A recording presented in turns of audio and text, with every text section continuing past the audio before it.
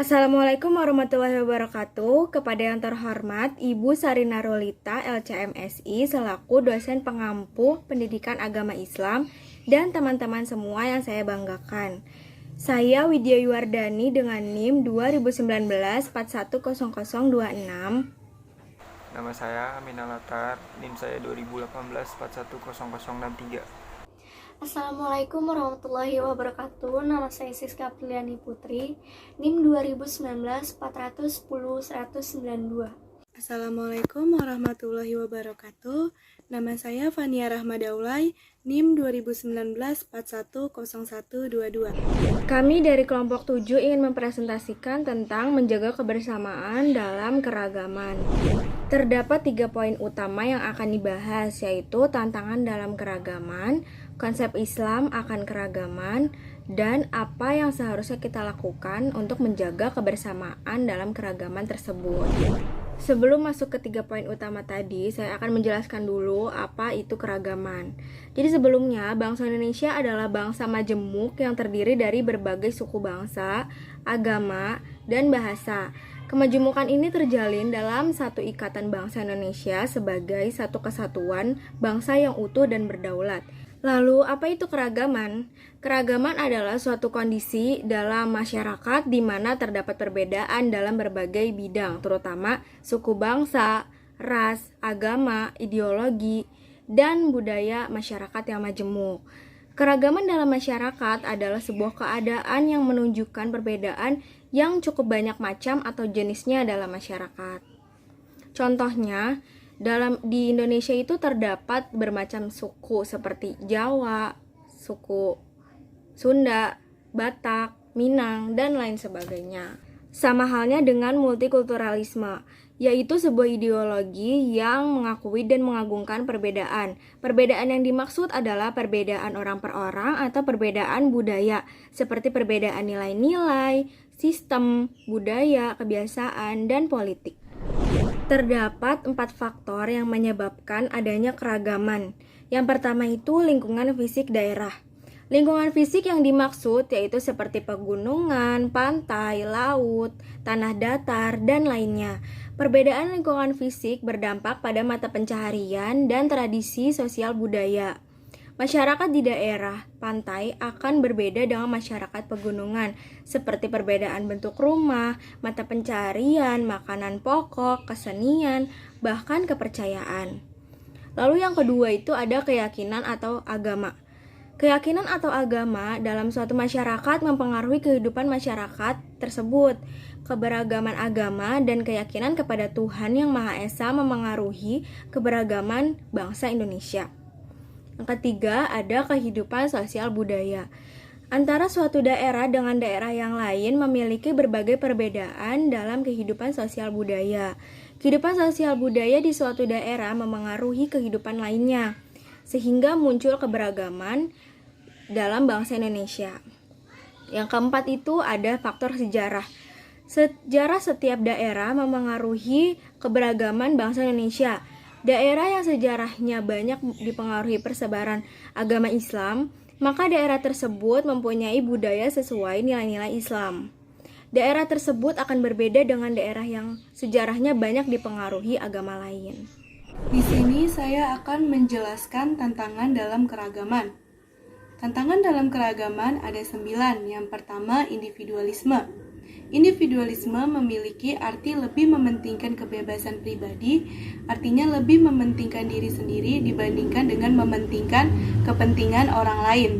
Hal ini menjadikan individu kurang bermasyarakat, sehingga apapun kejadian-kejadian di lingkungan sekitar mereka dianggap tidak penting.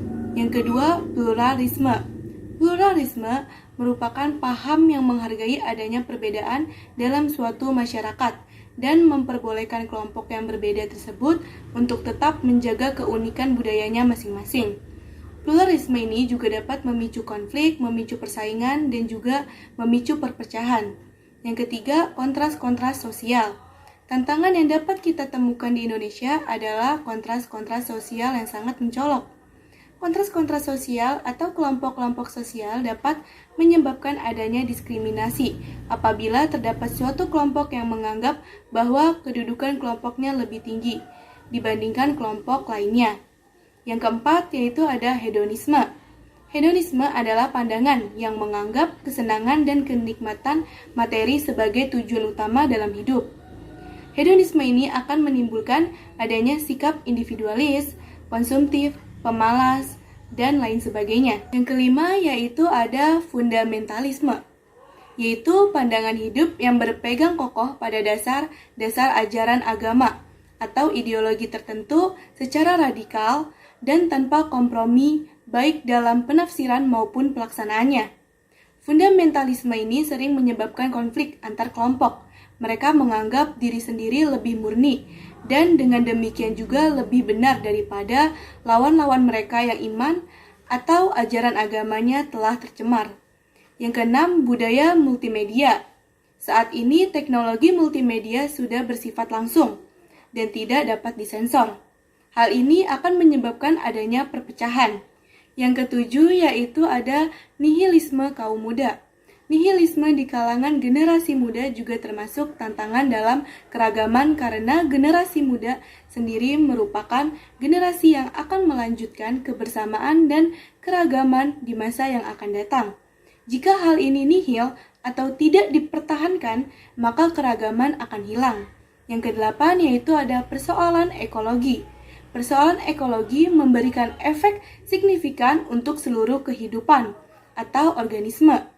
Krisis ekologis yang tengah terjadi jika kita abaikan akan semakin mengancam eksistensi kelestarian kehidupan atau organisme. Yang terakhir atau yang kesembilan yaitu ada etnosentrisme, yaitu suatu persepsi atau pandangan yang dimiliki oleh masing-masing individu yang menganggap bahwa kebudayaan yang dimilikinya lebih baik dari budaya lainnya atau membanggakan budayanya sendiri dan menganggap budaya lain lebih rendah. Dan tentunya ini dapat menyebabkan konflik antar budaya. Saya ingin menjelaskan konsep Islam akan keragaman. Islam sangat menjunjung keberagaman atau pluralitas karena keberagaman atau pluralitas merupakan sunatullah yang harus kita junjung tinggi dan kita hormati keberadaannya. Seperti di dalam QS Al-Hujurat ayat 13. Tentang Allah sendirilah yang telah menciptakan keberagaman. Artinya, keberagaman di dunia ini mutlak adanya. Allah menyatakan, "Wahai para manusia, sesungguhnya kami menciptakan kamu dari seorang laki-laki dan perempuan, dan menjadikan kamu berbangsa-bangsa dan bersuku-suku, supaya kamu saling mengenali."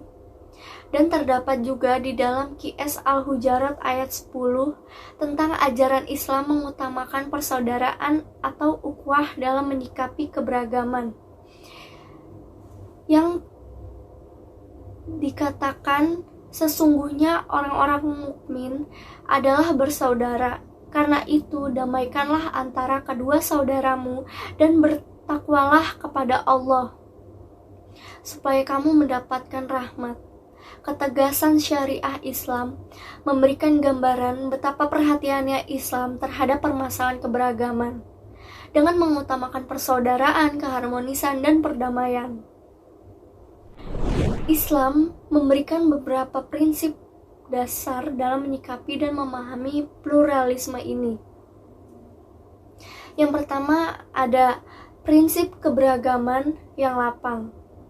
Salah satu masalah yang serius dalam menyikapi keberagaman adalah masalah klaim kebenaran. Padahal untuk mencapai kepasrahan yang tulus kepada Tuhan diperlukan suatu pemahaman yang sadar dan bukan hanya ikut-ikutan.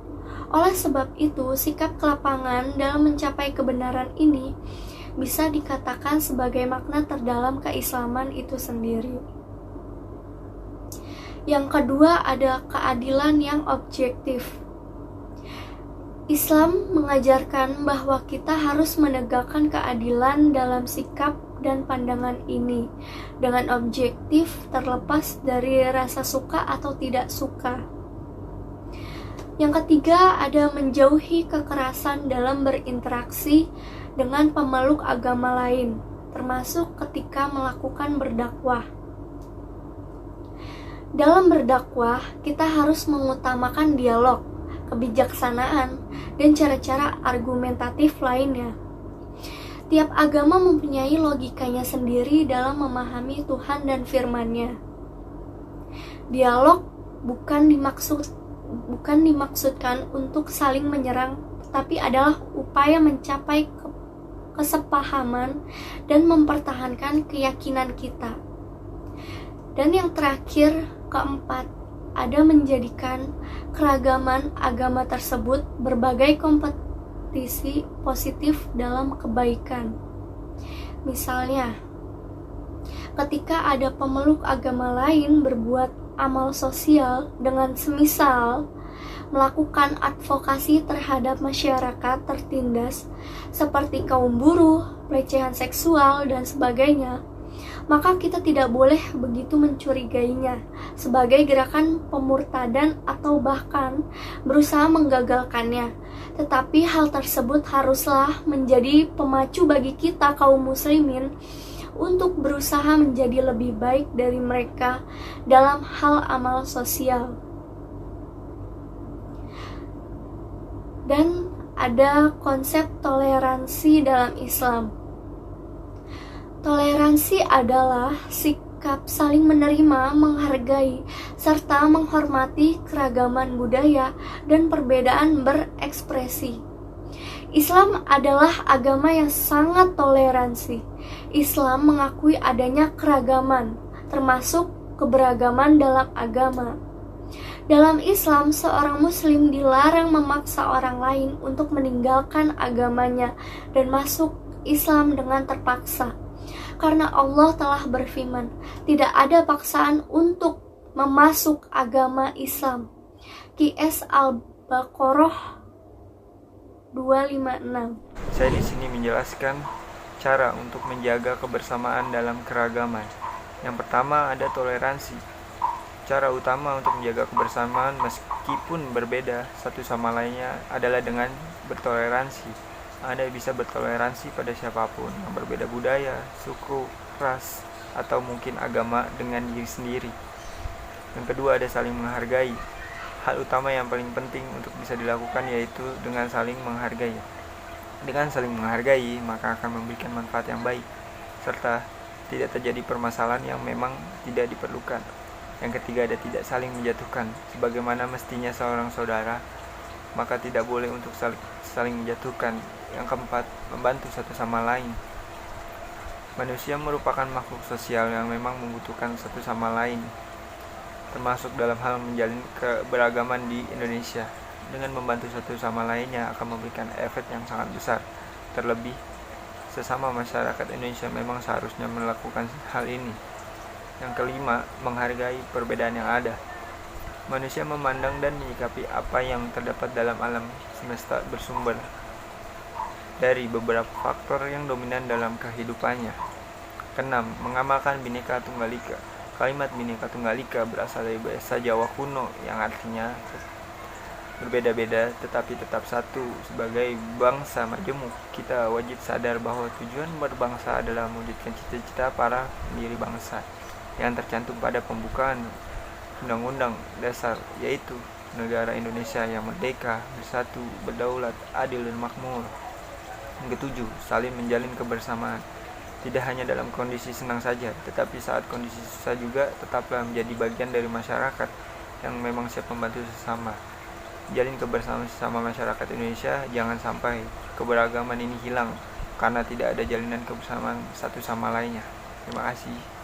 Jadi intinya, menjaga kebersamaan dalam keragaman itu sangat diperlukan. Indahnya kebersamaan bisa membuat setiap rakyat bisa hidup damai meskipun memiliki berbagai perbedaan, baik dalam segi ras, suku, budaya, bahasa, maupun agama.